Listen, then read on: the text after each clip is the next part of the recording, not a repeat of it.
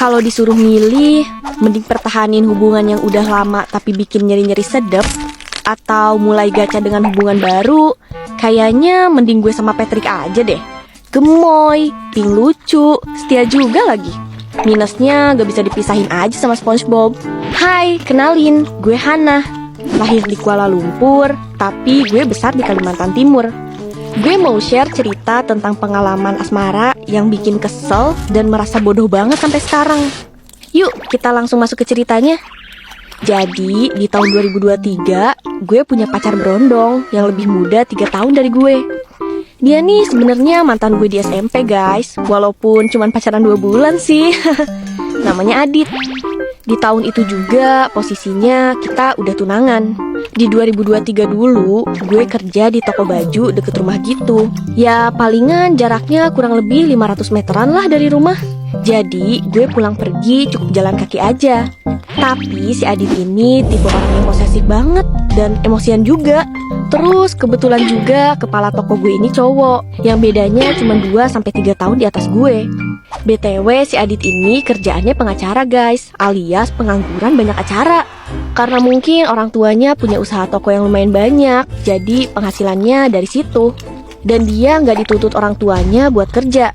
Dia selalu ngurus motornya buat balapan liar atau buat gaya-gayaan doang bareng temen-temennya. Tiap minggu juga kita selalu jalan bareng tuh, entah ke pantai atau ke taman.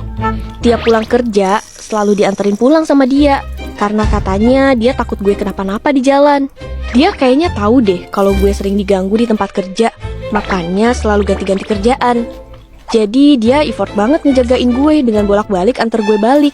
Dari rumah dia ke rumah gue emang cuma 10 menitan sih. Tapi kayak repot aja gitu gak sih kalau harus tiap hari bolak-balik? Suatu hari gue kena shift malam, dan pelanggan gue tuh ada mantan gue yang datang bareng sama temen-temennya, 3 orang. Waktu ngebayar belanjaan, emang gue sempat bercanda dan ketawa-ketawa bentar gitu kan sama mantan gue ini. Posisinya shift gue bentar lagi beres. Jadi Adit udah lagi nungguin gue pulang tuh.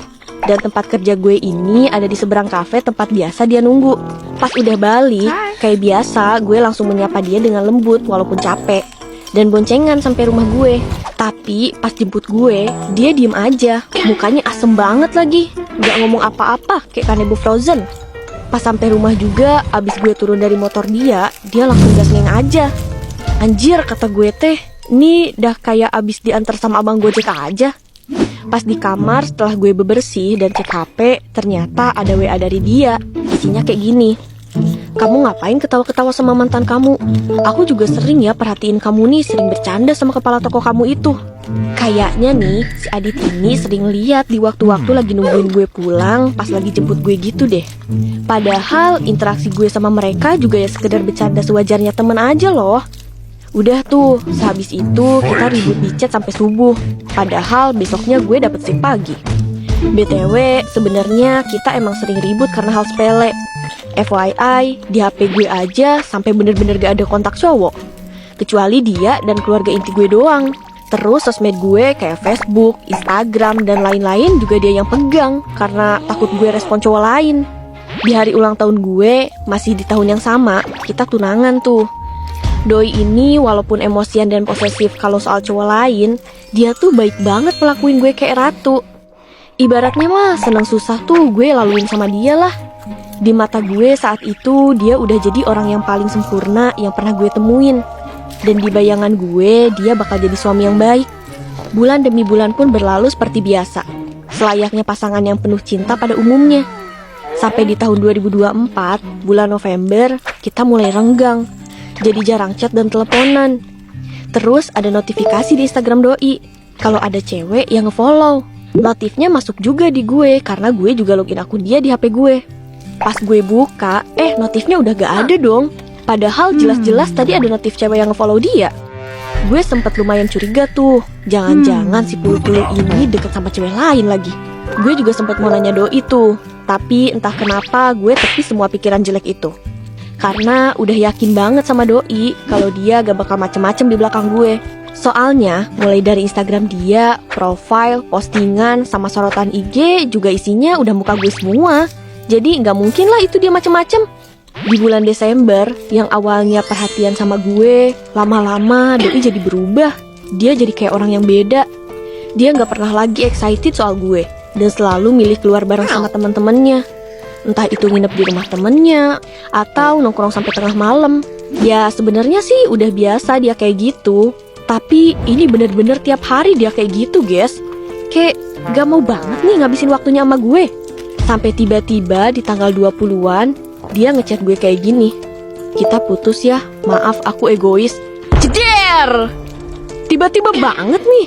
Udah gitu, abis dia chat gue kayak gitu, gue langsung diblok dong. Di semua sosmed juga diblok. Terus gue sempat mikir, paling nanti kita balikan lagi. Soalnya dari dulu kita emang sering putus nyambung. Tapi selama kita berantem, kita gak pernah nih main blok-blokan kayak gini. Di tengah kegundahan gue yang gak dapat kabar dari dia selama seminggu, akhirnya gue coba beraniin chat mamanya soal si anaknya ini yang gak ada kabar. Mamanya akhirnya bantuin gue buat bicara, biar dia unblock gue. Akhirnya udah deh tuh dia unblock gue. Ya tapi masa gak ada hubungan apa-apa sama sekali. Ngechat gue juga kayak bilang sorry atau minimal jelasin kenapa tiba-tiba putus tuh gak ada. Padahal posisinya kita udah tunangan loh. Sampai akhirnya pas gue pulang kerja, gue iseng lah tuh cek IG gue. Ada satu akun yang gak gue kenal, tiba-tiba udah keblok di akun gue. Padahal gue gak pernah ngeblok tuh orang. Dan gue kaget pas ngecek bio dia. Dia nge-tag akun cowok yang namanya sama dong kayak si Pulu-Pulu ini. Setelah gue cari tahu selayaknya intel FBI, anjay, gue dapet info nih, kalau emang di awal bulan 12 dia deket sama cewek lain yang dikenalin sama temen tongkrongannya. Si kampret Pulu-Pulu ini ternyata juga udah jadian sama selingkuhannya itu di waktu masih pacaran sama gue, anjir. Emang bener-bener ya nih orang. Dari kesaksian salah satu sepupunya yang cewek, dia tahu kalau tunangan gue itu selingkuh. Doi udah gak bisa nutupin dan minta dia buat gak ngasih tahu soal ini ke gue. Saat itu dunia gue rasanya mantap lah. Orang yang bener-bener gue percaya malah jadi orang yang paling nyakitin gue. Gue nangis sesenggukan di kamar. Tatapan gue kosong. Tangan gue gemeter megang semua bukti kalau Doi selingkuh. Jahat banget ya si Opet ini.